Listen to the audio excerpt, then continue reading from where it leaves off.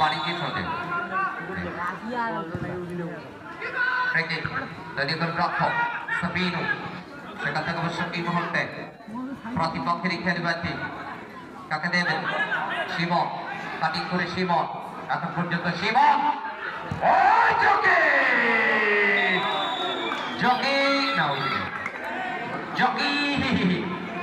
চমৎকার ভাবে একটা ক্রস করেছিল তবে এই যাত্রায় আবার কর্নার কিক আজকের এই টুর্নামেন্টের মেগা ফাইনাল ম্যাচের ৩য় নম্বর কর্নার কিক সেটাও মাস্টারপাড়া জুনিয়র ভুসরুনের পক্ষে কর্নার মানে হাফ চান্স বলা হয় কি করবে কিক করেছেন ম্যানেজমেন্ট অফ সেন্ট্রাল দক্ষতার সাথে বলটাকে ক্লিয়ার করলেন সেখান থেকে প্রতিপক্ষের লেফট ফুল ব্যাক এই মুহূর্তে অবশ্য জার্সি নাম্বার 13 সেখান থেকে বল দখলের লড়াই চলছে হেড আবারও দ্বিতীয় হেডটি হয়ে গেল মধ্য মাঠে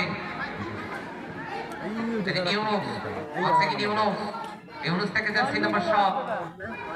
5 টাকা দিবা আধা ঘন্টা কোনো কষ্ট করে টাকা নাই তো অপ্রান্ত দিয়ে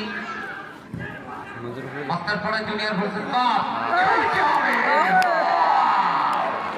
চমৎকার নিঃসন্দেহে একটা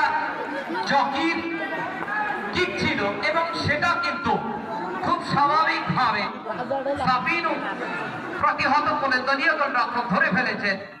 একটা ফাইনাল ম্যাচ বলে কথা একটা ফাইনাল ম্যাচে যেরকম খেলা হওয়া দরকার যদিও বল খালি পায়ের ফুটবল সেটাই উপহার দিচ্ছে কিন্তু গোটা ওয়ার্ল্ডের মানুষ ভালোবাসে ফুটবল এবং বাংলাদেশের মানুষ কিন্তু তার চেয়েও অনেক বেশি এবং তার চেয়েও বেশি কিন্তু উত্তর অঞ্চলের মানুষ সেই উত্তর অঞ্চলের বিভিন্ন মাঠগুলোতে একদম গ্রাম থেকে শুরু করে ফসলের জমিতে মাঠ বাড়িও মানুষ ফুটবলের আয়োজন করে যতগুলো আয়োজন হয় প্রত্যেকটা আয়োজনে দর্শকদের উপস্থিতি কিন্তু সমান হয় আর আজকেও কিন্তু প্রচুর বেশি পরিসরে দর্শকদের উপস্থিতি এই মাঠটা একদম জ্যাম্প্যাকে পরিণত হয়েছে পুরো মাঠ ব্লক দর্শকদের সমান উপস্থিতি উপভোগ করছি অবশ্য মাস্টারপাড়া জুনিয়র ভুলসুন স্টার এবং অন্যদিকে কাজবাড়ি ব্রাদার্সের মধ্যকার প্রাণবন্ত মেগা ফাইনাল খেলাটি এই মুহূর্তে অবশ্য আমরা দেখতে পাচ্ছি কাজবাড়ি ব্রাদার্স দলের পক্ষে প্রথম কর্নার কি করবে এটা দেখবার বিষয়